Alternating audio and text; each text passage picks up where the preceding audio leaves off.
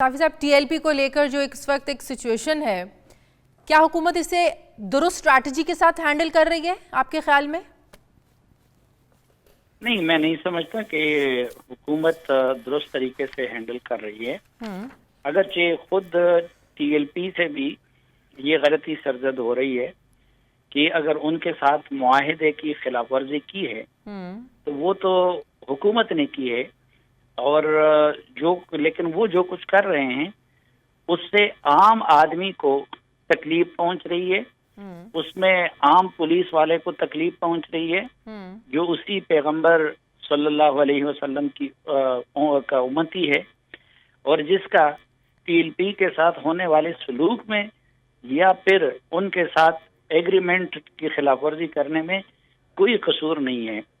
हुकूमत की miss handling तो एक तो माजी की मिस हैंडलिंग है। आपके ख्याल में हुकूमत मिस हैंडल इसको कैसे कर रही है? एक तरफ जब हम ये कहते हैं कि जो आम शहरी है उसको तकलीफ पहुंच रही है, जो पुलिस वाले शहीद हो रहे हैं उनका कोई कसूर नहीं है, तो हुकूमत इसी चीज से बचने के लिए जिस तरीके से हैंडल कर रही है, आपके ख्याल में वो गलत है? हुकूमत कैसे इसे मिस हैंडल कर रही है? क्या करना चाहिए? पहली गलती तो अगर इस दौर की बात करें तो हुकूमत की गलती ये है कि उसने वो वादे क्यों किए जो पूरे नहीं कर सकते थे। मसलन फ्रांस के सफीर के बेदखल करने की कीमत अगर किसी और को मालूम थी या नहीं, तो हुक्मरानों को तो मालूम होना चाहिए कि वो सफीर के इनखला की कीमत इन हालात में। फैसल वाडा साहब ने कहा था कि प्राइम मिनिस्टर को पता ही नहीं था, जो 16 नवंबर 2020 को मुआहिदा हुआ वो लाइन थे।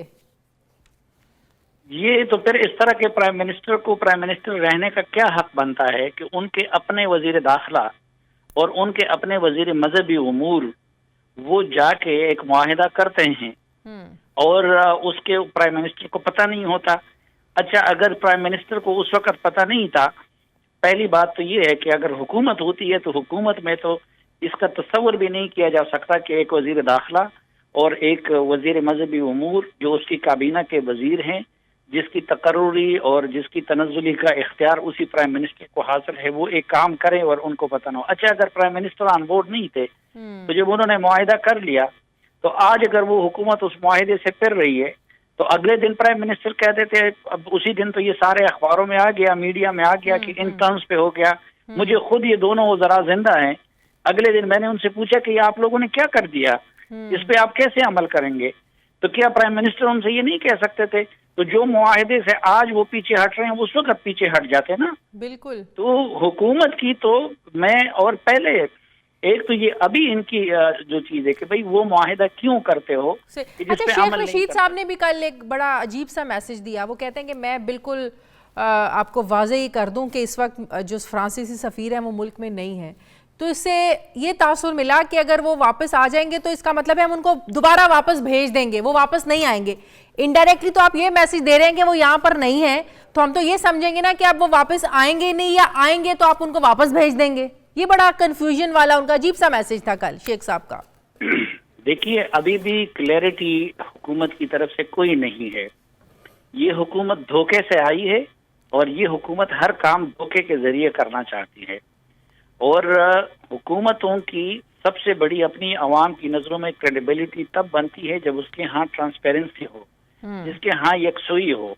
अब ये क्या ड्रामा बनाया हुआ है कि एक मुआहिदे पे एक नहीं दो वज़राए दाखिला के दस्तखत हैं, दोनों मुआहिदों पे आपके वजीर मजहबी उमूर के दस्तखत हैं, और काबीना के एक और रुकन और प्राइम मिनिस्टर के एक और चहीते उठ के कहते हैं कि भाई प्राइम मिनिस्टर को तो पता ही नहीं था। प्राइम मिनिस्टर को इसका पता नहीं था, उस वक्त तो पता था ना।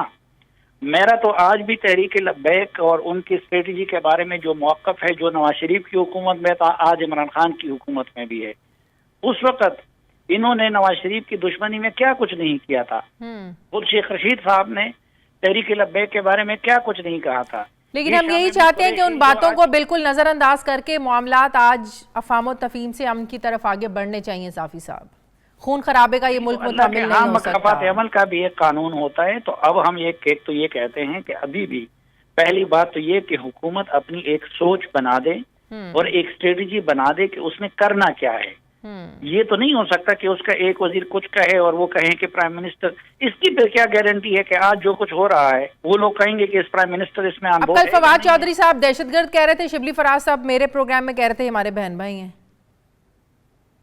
تو اب یہی تو میں نے آپ کو بتا دیا نا کہ ابھی تک تو سب سے پہلے تو غلطی یہ ہے کہ اس حکومت کی اپنی کوئی سمت معلوم نہیں ہے. یہ حکومت واضح کر لے کہ یہ ٹی ایل پی کو کیا سمجھتی ہے، یا اس کو ایک پولیٹیکل فورس سمجھتی ہے، اس کو کل عدم تنظیم سمجھتی ہے.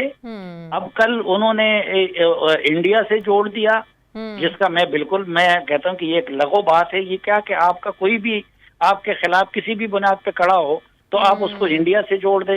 تو ایک تو خود حکومت ان سے متعلق، مجھے تو یہ لگ رہا ہے کہ حکومت سمجھتی ہے کہ 2017 کی ٹی ایل پی اور آج کی ٹی ایل پی میں فرق ہے. وہ ٹی ایل پی رائٹ پر تھی جب اس وقت احتجاج کر رہی تھی، اور آج کی جو ٹی ایل پی ہے یہ انڈین فنڈڈ ہے.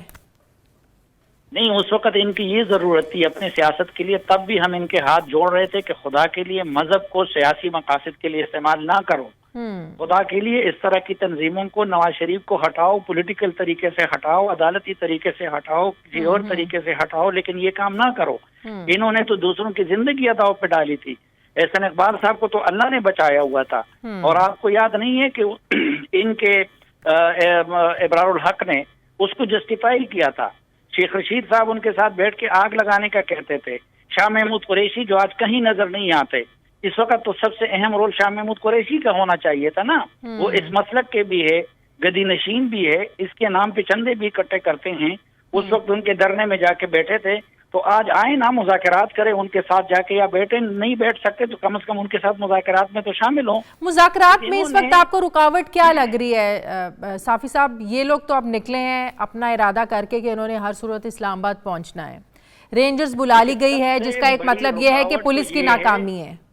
سب سے بڑی رکاوٹ تو یہ ہے کہ اس حکومت کے نہ تو اس سے متعلق ابھی تک کوئی بیانیہ کلیئر ہے. جس طرح آپ نے کہا کہ ایک وزیر شبلی فراز نے آپ کو کچھ کہا، دوسرے وزیر نے کچھ کہا جو حکومت کا ترجمان ہے فواد چودھری صاحب، پھر تیسرا وزیر جو ہے فیصل واوڑا کچھ کہتا ہے کہ وہ معاہدوں سے تو وزیر اعظم.